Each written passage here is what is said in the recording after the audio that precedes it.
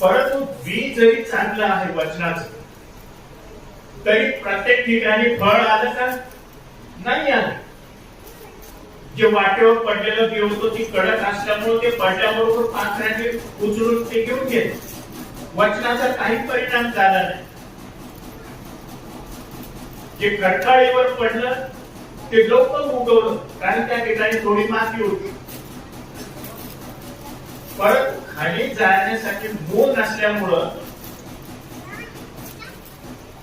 काय झालं, ते उगवलं, परत तो ऊन आल्याबरोबर ते वाढून गेलं. त्या ठिकाणी काही फळ आलं नाही.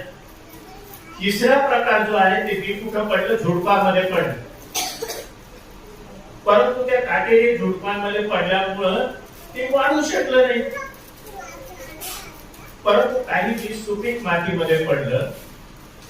तिथं पडल्यानंतर बी जे आहे ते उगवलं. कुठं 30 पट, कुठं 60 पट, कुठं 100 पट पीक आलं. जिथं पीक आलं ती एकाच प्रकारची जमीन होती. कोणती? चौथ्या प्रकारची, त्या सुपीक जमिनीमध्ये. बाकीच्या त्या 3 प्रकार आहेत जमिनी आहेत, त्या ठिकाणी पीक पडलं, तेच पीक पडलं, परंतु काही फळ आलं नाही, त्याला काही त्याच्यापासून हंगाम झाला.